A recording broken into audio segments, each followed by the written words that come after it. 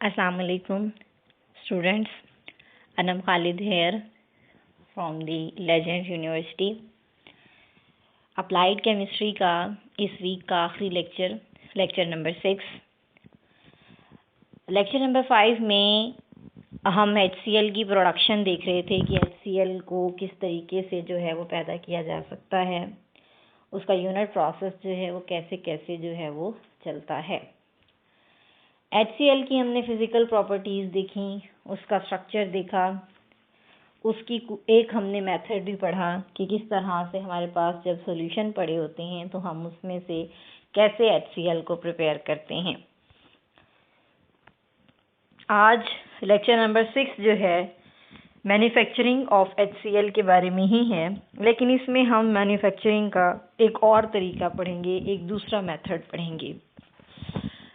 Last time हमने ये देखा कि हाइड्रोक्लोरिक एसिड का जो सॉल्यूशन होता है, हाइड्रोजन क्लोराइड का सॉल्यूशन जो है, उसमें से हम हाइड्रोजन क्लोराइड को कैसे प्रिपेयर करते हैं, यानी एसिड को कैसे उसमें से प्रिपेयर कर सकते हैं। उसको प्रिपेयर करने के बाद हमने उसकी फर्दर कंसंट्रेशन भी देखी कि हम उसे कैसे कंसंट्रेट करते हैं। अब हम देखने जा रहे हैं एक दूसरा मेथड, और वो मेथड है सिंथेसिस का। लेकिन यहाँ सिंथेसिस जो है ये दो चीज़ों से हो रही है, और वो दो चीज़ें कौन सी हैं? एक हाइड्रोजन है और दूसरी क्लोरीन। यहाँ इस मेथड में सिंपली जो है वो आपने क्या करना है, हाइड्रोजन और क्लोरीन जो होगी उसको डायरेक्टली ऐड करना है। हाइड्रोजन और क्लोरीन को ऐड करने के बाद आपने फिर उसे क्या करना है, सिंथेसाइज करना है। इसमें जो रॉ मटेरियल्स चाहिए वो दो हैं, सिंपली क्या, एक हाइड्रोजन और एक क्लोरीन। हाइड्रोजन इसमें चाहिए 28.21 kg और क्लोरीन इसमें आपको चाहिए 999.21 kg, यानी क्लोरीन की मिकदार आपको 999.21 किलोग्राम चाहिए और हाइड्रोजन की मिकदार आपको चाहिए 28.21 किलोग्राम। दोनों को आपने ऐड करना है तो क्या बन जाएगा आपके पास, हाइड्रोजन क्लोराइड या फिर हाइड्रोक्लोरिक एसिड। हाइड्रोक्लोरिक एसिड को बनाया कैसे है, सिंपली दो रॉ मटेरियल्स लिए। रॉ मटेरियल्स में एक हाइड्रोजन है 28.21 kg और क्लोरीन कितनी है, 999.21 किलोग्राम। अब ये रॉ मटेरियल जो हैं हाइड्रोजन और क्लोरीन, इनको भी पहले प्रिपेयर किया जाता है। हाइड्रोजन और क्लोरीन को प्रिपेयर करने के बाद ही हमें ये दोनों रॉ मटेरियल जो हैं वो हासिल होते हैं। तो रॉ मटेरियल बेसिकली हमारे पास हैं कौन कौन से? दो हैं, एक हाइड्रोजन और दूसरा chlorine. Both are obtained by electrolysis of brine for the manufacturing of NaOH। Sodium hydroxide की प्रिपरेशन या उसकी मैन्युफैक्चरिंग अभी तक हमने नहीं पढ़ी। अगर आप पढ़ते तो आपको इसके अंदर पता होता कि NaOH को जब हम मैन्युफैक्चर कर रहे होते हैं, NaOH को जब हम प्रिपेयर कर रहे होते हैं, तो उसके अंदर ये होता है कि हम पहले उसकी करते हैं इलेक्ट्रोलिसिस। इलेक्ट्रोलाइसिस जब NaCl की होती है तो फिर हमें क्लोरीन गैस हासिल होती है, क्योंकि हमें यहाँ पर चाहिए क्या, क्लोरीन और हाइड्रोजन चाहिए। तो हाइड्रोजन और क्लोरीन को कैसे प्रिपेयर किया जाता है, ब्राइन सॉल्यूशन लेना है सोडियम हाइड्रोक्साइड का और उसमें से हमें क्या मिल जाएगी, हाइड्रोजन और क्लोरीन। हाइड्रोजन को सिंथेसाइज फॉलोइंग प्रोसेस से किया जा सकता है। फर्स्ट प्रोसेस है इसमें लेन प्रोसेस और आयरन स्टीम प्रोसेस। इसमें क्या हो जाता है कि आयरन को स्टीम दी जाती है और उस स्टीम के नतीजे में हमें हाइड्रोजन गैस प्रोवाइड होती है। स्टीम हाइड्रोकार्बन प्रोसेस, किसी भी हाइड्रोकार्बन को लेना है, उसको स्टीम देनी है, उसको स्टीम देने के नतीजे में भी हमारे पास क्या बनेगा, हाइड्रोजन और क्लोरीन। या कोल गैस ले लें या कोक ले लें, उसको लिक्विफाई करें, किसी भी चीज़ को लिक्विफाई करेंगे तो जाहिर सी बात है हमारे पास क्या आ जाएगी, हाइड्रोजन। तो ये हम इसमें बेसिकली हमने ये सीखा है कि रॉ मटेरियल जो होता है उसका सोर्स क्या है, उसका ज़रिया जो होता है वो क्या है। तो यहाँ क्या ज़रियात होते हैं, एक तो सोडियम हाइड्रोक्साइड का ब्राइन सॉल्यूशन जो प्रिपरेशन होती है उससे हमें क्या मिलती है, हाइड्रोजन और क्लोरीन। हाइड्रोजन को सिंथेसाइज 3 और मेथड से भी किया जा सकता है। पहला मेथड क्या है, लेन प्रोसेस और आयरन स्टीम प्रोसेस। सेकंड पे आता है स्टीम हाइड्रोकार्बन प्रोसेस। थर्ड पे आता है liquefaction of coal and coke gas. अब हमें इसका रिएक्शन जनरलाइज देखना है कि रिएक्शन इसमें होता क्या है। इसमें सिंपल सा रिएक्शन है, हाइड्रोजन के अंदर ऐड होगी क्लोरीन। हाइड्रोजन के अंदर जब क्लोरीन ऐड होगी तो ये बनाएगा HCl, hydrogen chloride. Hydrogen chloride के साथ क्या अटैच हो जाएगी, 2 लगा देंगे इसके साथ। तो ये एक सिंपल सा रिएक्शन है जिसमें क्या मैन्युफैक्चर हो रहा है, हाइड्रोजन और क्लोरीन गैस से प्रिपेयर हम क्या करने जा रहे हैं, हाइड्रोजन क्लोराइड। डेल्टा H जो है इसकी वैल्यू इसमें होती है -43.91 किलो जूल पर मोल। इसका मतलब ये है कि अगर आप हाइड्रोजन और क्लोरीन को जोड़ते हैं तो आपने पहले भी पढ़ा हुआ है कि बॉन्ड फॉर्मेशन हमेशा एक्सोथर्मिक होती है। तो जब हाइड्रोजन और क्लोरीन को जोड़ेंगे, अटैच करेंगे, तो एक्सोथर्मिक होने के नाते इसमें हीट इवॉल्व होगी।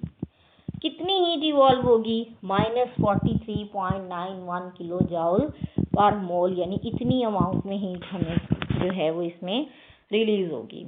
तो ये इसका एक जनरल रिएक्शन था कि हाइड्रोजन और क्लोरीन जो हैं वो किस तरीके से HCl को प्रिपेयर करते हैं। नेक्स्ट में इसकी फ्लो शीट डायग्राम जो है वो देखते हैं। फ्लो शीट डायग्राम कैसे हम देखते हैं इसकी। हमें 2 चीज़ें चाहिए, एक हाइड्रोजन और एक क्लोरीन। हमने फ्लो शीट डायग्राम स्टार्ट ही यहाँ से की कि हमें क्या चाहिए, 2 चीज़ें चाहिए, हाइड्रोजन और क्लोरीन। इनको हमने एक रिएक्टर के अंदर डाला। रिएक्टर का काम ये होता है कि इसमें रिएक्शन साइट प्रोवाइड करनी होती हैं, और वो रिएक्शन साइट क्या करती हैं,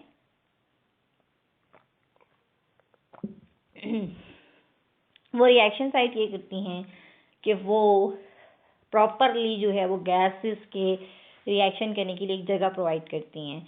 तो हाइड्रोजन और क्लोरीन जब आप रिएक्टर में डालेंगे तो ये दोनों क्या कर लेंगी, रिएक्ट कर देंगी। उसके आगे जाहिर है जब 2 गैसेस का रिएक्शन होता है तो वो बहुत ज़्यादा बर्न होता है, क्यों, एक्सोथर्मिक जो होती हैं। अब उन गैसेस को कूलिंग करना, उन गैसेस को ठंडा करना बहुत ज़रूरी हो जाता है। तो उसके लिए आपके पास क्या है, सिलिका के कूलर्स चाहिए होंगे ताकि वो उसे कूल कर सकें, या कूलिंग टावर होंगे, ये जैसे ऊपर उसमें लिखा हुआ है कि कूलिंग टावर उसमें होते हैं। फिर यहीं से हाइड्रोक्लोरिक एसिड बनना स्टार्ट हो जाएगा। फिर उसके आगे एब्जॉर्बर लगा हुआ है। एब्जॉर्बर का मतलब ये है कि जितनी भी गैस में फालतू चीज़ें हैं उनको क्या करना है, इसने एब्जॉर्ब करना है, फिर स्क्रब करना है, जितना भी वेस्ट है उसने यहाँ से इसको इवॉल्व करना है। और एग्जॉस्ट गैसेस का मतलब ये है कि जो गैसेस इसमें प्रोड्यूस हो रही हैं, ऑक्सीजन है या कोई भी गैस जो आपके लिए यूजलेस है, आपने उसको एग्जॉस्ट गैसेस के अंदर डाल देना है। तो ये इसकी एक सिंपल सी फ्लो शीट डायग्राम है जिसमें पहले आपने रिएक्टर के अंदर 2 चीज़ें ऐड करनी है, हाइड्रोजन और क्लोरीन। हाइड्रोजन और क्लोरीन को ऐड करेंगे तो रिएक्टर में जाएंगी। ये रिएक्टर रिएक्ट करने के बाद सिलिका के कूलर्स आएंगे। सिलिका के कूलर से आगे एब्जॉर्बर और स्क्रबर होंगे जो गैसेस को एब्जॉर्ब करेंगे और स्क्रब करेंगे। अब इस प्रोसेस की वर्किंग क्या है, ये प्रोसेस कैसे जो है वो वर्कआउट करता है। सबसे पहले क्या करना है, क्लोरीन को बर्न करना है। किसकी प्रेजेंस में, हाइड्रोजन की प्रेजेंस में। क्लोरीन में सिंपल हाइड्रोजन की बर्निंग हो रही है। Chlorine is burned in the slight excess of the hydrogen to produce hydrogen chloride. इसे क्या पैदा होगा, हाइड्रोजन क्लोराइड पैदा होगा। बहुत टाइप के बर्नर होते हैं, जाहिर है पहले तो हमें बर्नर चाहिए। बहुत से बर्नर्स जो हैं वो इसके अंदर अवेलेबल होते हैं। तो 4 बर्नर्स के नेम लिखे हुए हैं। सिलिका बर्नर है, आमतौर पर जो इस प्रोसेस में इस्तेमाल होने वाला बर्नर है वो सिलिका का बर्नर ही होता है। सेकंड पे ग्रेफाइट बर्नर है, ग्रेफाइट से बना हुआ होगा ये। थर्ड पे वाटर जैकेटेड सेल है। वाटर जैकेटेड सेल से मुराद ये है कि इसमें वाटर की जैकेट लगी हुई है।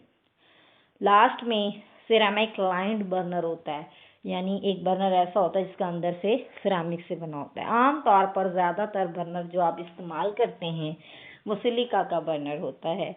वाटर जैकेटेड सेल बर्नर ज़्यादातर इस्तेमाल नहीं किया जाता क्योंकि वाटर इनर्ट नहीं होता। इनर्ट ना होने की वजह से इसका रिएक्शन जो है वो ख़राब हो सकता है। लिहाजा सबसे पहले प्रोसेस की वर्किंग क्या है कि इसमें आपने क्लोरीन को बर्न करना होता है, किसमें, हाइड्रोजन की एक्सेस में, ठीक है। तो प्रोड्यूस क्या होगा, हाइड्रोजन क्लोराइड। बहुत टाइप के बर्नर्स हैं, सिलिका, ग्रेफाइट, वाटर जैकेटेड और सिरेमिक लाइंड। अब क्या करना है कि बर्नर को कंबस्टिंग करना है। Operating beneath a surface has been developed, यानी उसके नीचे का जितना भी एरिया होगा बर्नर का उसके अंदर सबमर्जिंग होगी, यानी जितनी भी गैसेस हैं हाइड्रोजन और क्लोरीन है उनकी कंबस्शन होगी। फिर उनको फर्दर क्या किया जाएगा, कूल किया जाएगा। कूल करने का क्या मतलब है, उन्हें ठंडा कर रहे हैं, एब्जॉर्ब भी करेंगे और उन्हें स्क्रब भी करेंगे उस सिस्टम में। स्क्रब करने से यहाँ से होगा कि आपको पंच की फॉर्म में जो है वो आपके पास आ जाएगा। दो तरह के HCl इसमें बनेंगे। पहला होगा स्ट्रॉन्ग HCl जो कि डायरेक्टली रिमूव हो जाएगा बॉटम से, क्योंकि बॉटम के एंड पर हमने एक कलेक्टर लगाया होता है जो आपका मेन प्रोडक्ट होता है, उसमें उससे क्या करना होता है, कलेक्ट करना होता है। Weak acid 28% leaves the bottom on the absorber, और जो वीक एसिड होता है वो एब्जॉर्बर में दोबारा चला जाता है ताकि वो एब्जॉर्ब हो सके और मजीद जो है वो रिएक्शन के अंदर जा सके। फिर हाइड्रोजन क्लोराइड हमारे पास बन तो जाता है, लेकिन हाइड्रोजन क्लोराइड की जो कंसंट्रेशन होती है वो की जाती है। कंसंट्रेशन से मुराद ये है कि अब उसे थोड़ा सा गाढ़ा किया जाता है। अब ये डिपेंड करता है कंसंट्रेशन कि कितनी क्लोरीन की यूटिलाइजेशन है। अब इसमें दो केसेस सामने आपके लिखे हुए हैं। एक केस में क्लोरीन जो है 0.03% जो है वो यूज़ हुई है। एक केस में क्लोरीन की अवेलेबिलिटी 0.1% है। अगर तो क्लोरीन जो है वो 0.03% आती है एंड पे, या 0.03% से भी कम आती है, तो इसका मतलब ये है कि उसकी कंसंट्रेशन कितनी है एसिड की, 98%। अगर ऐसा हो कि 0.1% क्लोरीन अवेलेबल हो तो उसकी कंसंट्रेशन कितनी रीच होगी, उसकी कंसंट्रेशन जो है वो हाई होगी उससे, और वो होगी 99.97%। इंजीनियरिंग एस्पेक्ट जो है वो इसका ये है कि आपने कुछ चीज़ों को इसमें मद्देनज़र रखना होता है कि आप जिससे काम कर रहे हैं, हाइड्रोजन और क्लोरीन है, उनको प्रॉपरली आपने बर्न किया। प्रॉपरली बर्न किया से मुराद ये है कि उनको मिक्स किया गया है। क्या उनकी हीटिंग के दौरान ऐसा तो नहीं है कि उन्होंने ऑक्सीजन से रिएक्ट करके क्लोरीन का ऑक्साइड बना दिया है। तो इस तरह के एस्पेक्ट्स जो होते हैं इंजीनियरिंग एस्पेक्ट्स कहलाते हैं, और हमें पता होना चाहिए कि इंजीनियरिंग एस्पेक्ट्स जो हैं वो हमारे लिए कितने ज़्यादा इम्पॉर्टेंट हैं।